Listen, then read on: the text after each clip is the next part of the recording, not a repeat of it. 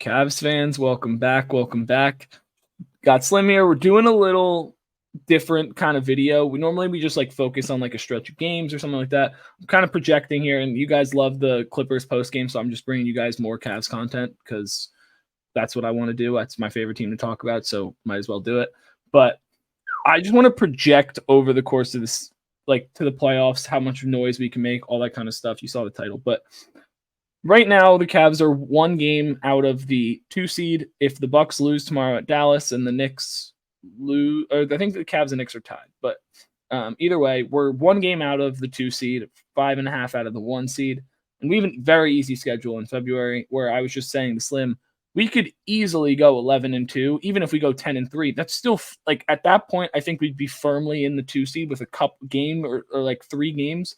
But I just want to get your feel, and I'll give my feel on how deep do you think this team can go in the playoffs? Because I think getting a 2 seed matters a lot.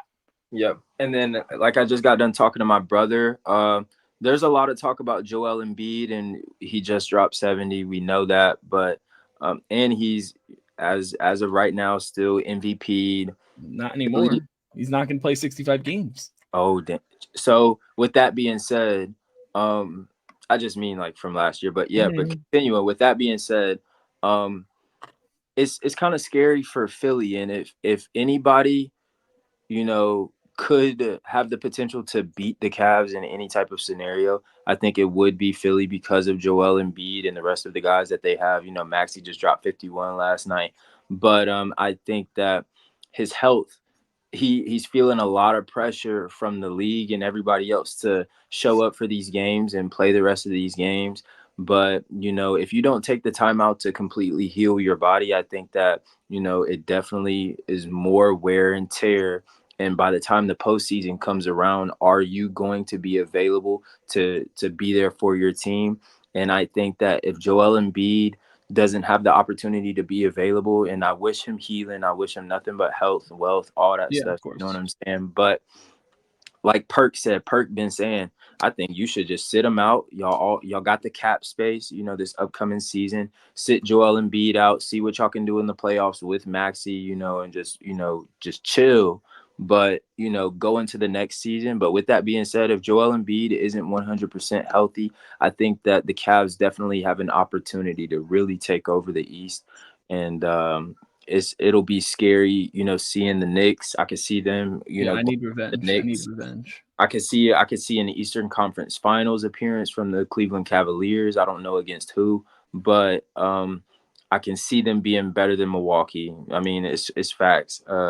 I see Milwaukee looks like shit, to be honest. They do. No defense, and we know how much of a defensive prowess Cleveland is about. Shout out to JB Bickerstaff and all of the cats holding it down. I do worry about him, though. I'll get into it, but I think my expectation for the Cavs is second round. If we don't get out of the first round, I'm going to be furious, like quite frankly furious. Last year was pitiful.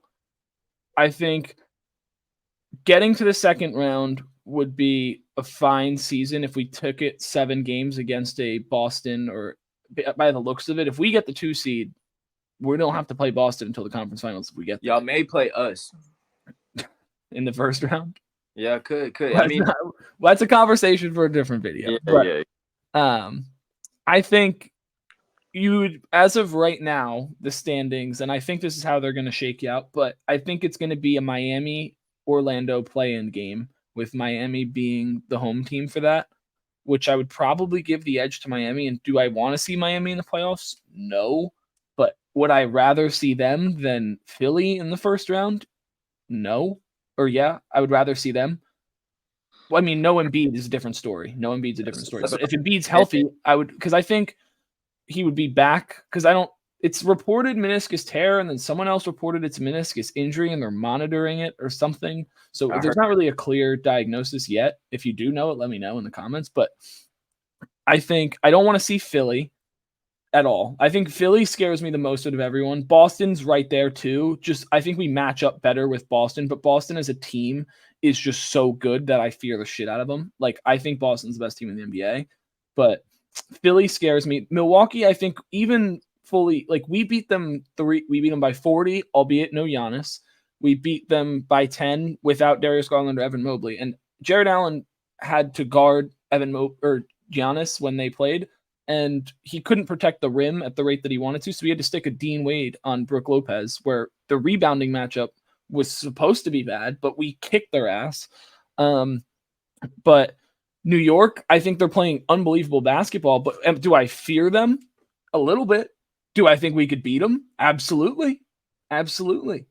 We just need Donovan Mitchell to play like Donovan Mitchell. But no, I mean, I legitimately think if we have to play Boston in the conference finals, we would probably lose. But if we played the Knicks, and because my dream scenario, I'll run through it, Cavs fans. I know it's so early to do this, but it's Orlando in the first round. We get the 2 seed. We play Orlando in the first round. We play Milwaukee in the second round. We play either the Knicks or the Celtics, preferably the Knicks in the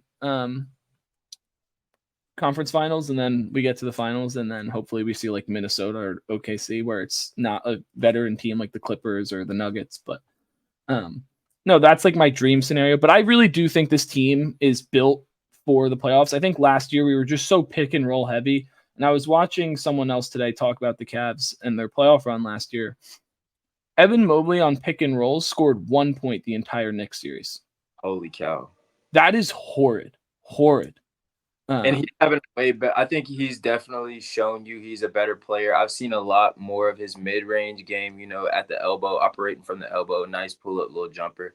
I think that he could definitely, with that experience, is that his first time in the playoffs last season? Darius's first time, Jarrett's first time, Evan's first time. And I also think the offense is totally different now. Last year, it was literally pick and roll or double pick and roll. That was the offense. And when Donovan's not making contested pull-ups and Darius isn't being able to throw a pass over the top because Evan Mobley can't finish a touch shot, that's what the issue is.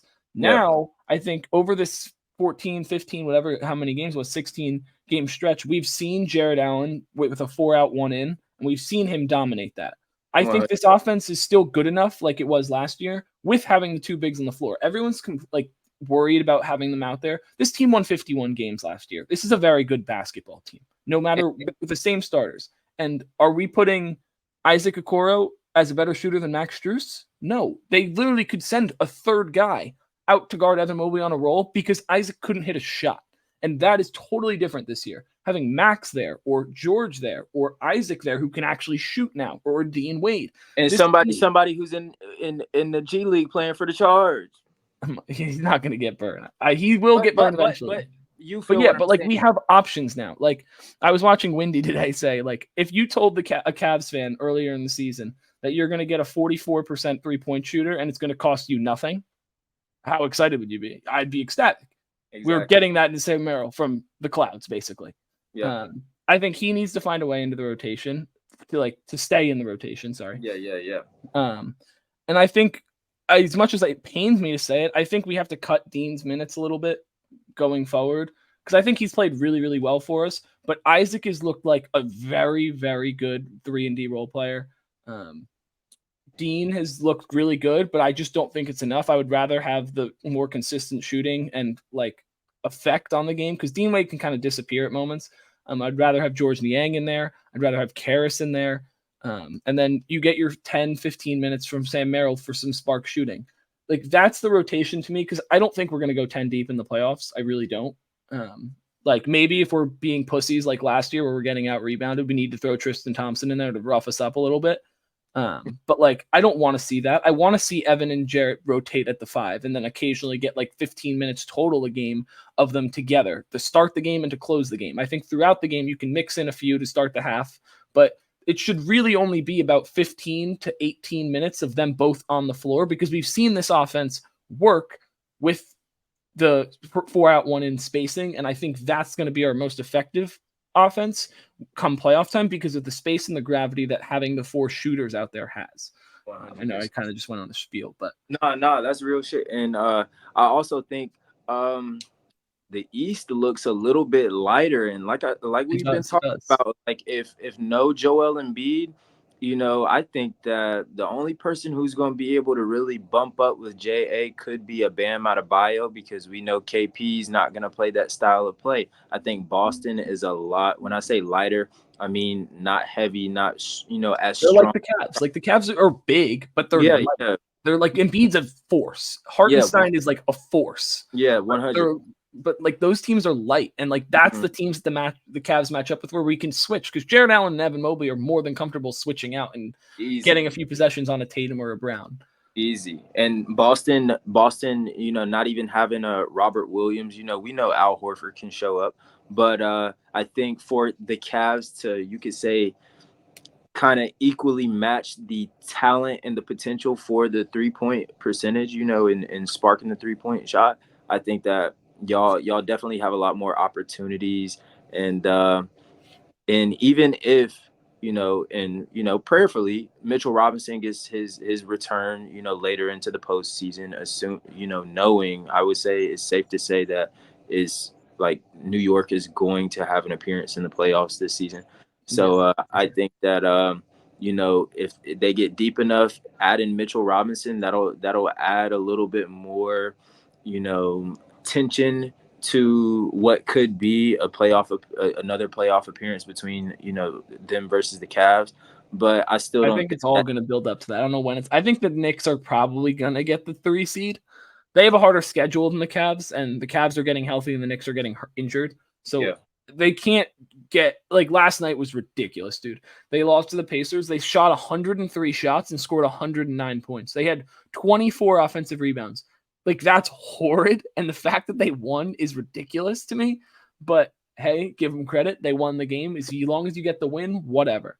But yeah, And no, that's what kind of scares me about Boston, and that's what I was gonna say. Like, we know, like, I'm not worried about Philly, really, honestly, because I'm really concerned about Joel Embiid. But like I said, I want him to be healthy. But man, if what was I gonna say? like Um, the matchup, like who, like rank Indiana's your. beaten Boston however many times this season.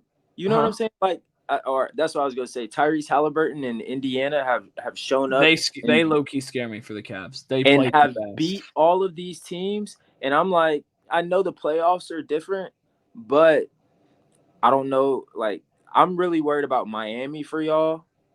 I'm Or not. I just think them not being able to shoot is huge for us. Like I understand their defense is good, yeah, like but no Max Strus. I don't know. their The Cavs team is are not as serious. like Cavs are last serious. year. I was like I've said this when we were recording during the playoffs and we really started this whole thing.